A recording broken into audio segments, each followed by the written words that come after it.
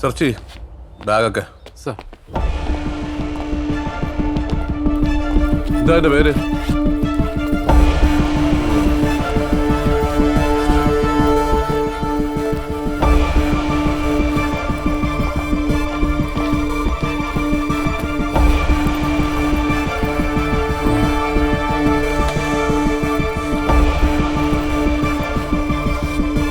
എന്താ പേര്?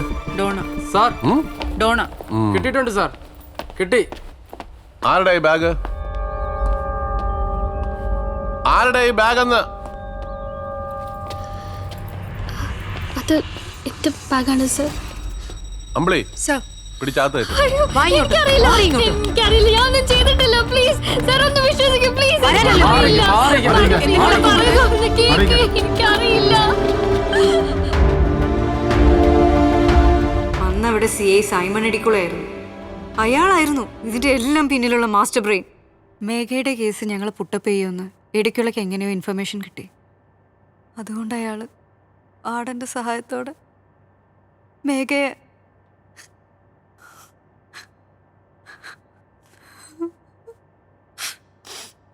ഡിപ്രഷൻ കാരണം അവൾ ജയിലിനകത്ത് വെച്ച് കൈഞ്ഞേരമ്പ് മുറിച്ച് ആത്മഹത്യ ചെയ്തെന്ന് വാർഡൻ റിപ്പോർട്ട് എഴുതി. ഇതിനെല്ലാത്തിനും കാരണം ഇടിക്കുളയുടെ ക്രിമിനൽ ബുദ്ധിയാ. അന്നു മുതൽ ഞങ്ങൾ ഇടിക്കുളയുടെ പുറകിലായിരുന്നു.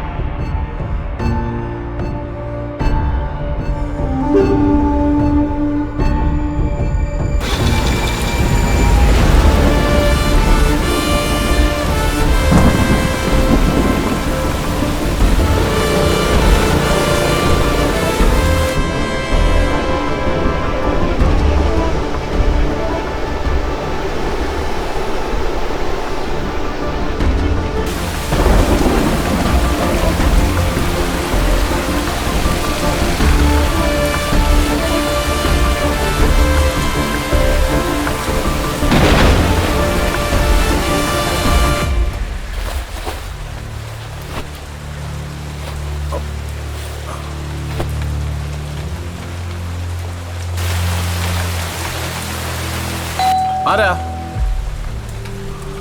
ആരാന്ന്?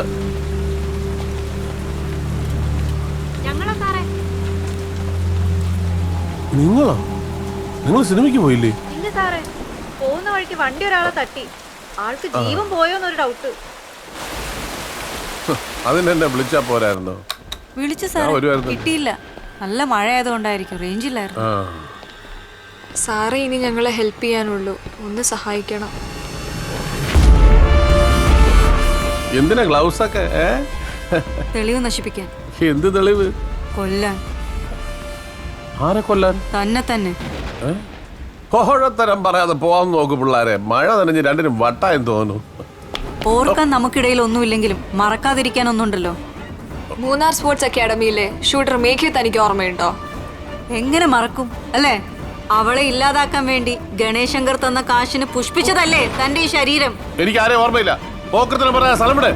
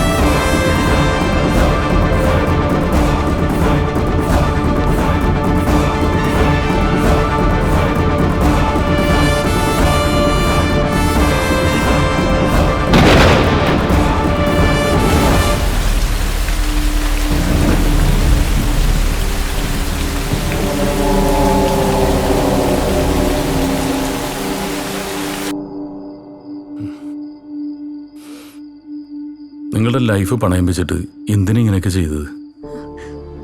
ചിലപ്പോൾ ലൈഫിൽ ഇതുപോലെയൊക്കെ ചെയ്യേണ്ടി വരും സർ. ഒരു തവണ മാത്രമല്ല ഞങ്ങൾക്ക് അയാളെ കൊല്ലാൻ കഴിഞ്ഞുള്ളൂ. അതാ ഞങ്ങളുടെ വിഷമം.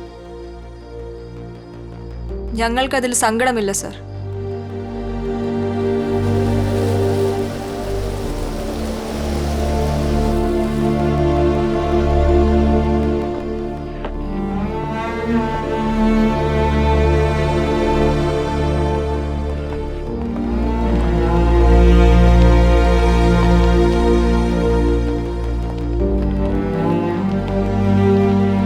അങ്ങോട്ട് കയറും. കേറ് കേറ് കേറ്, വേഗം കേറ്.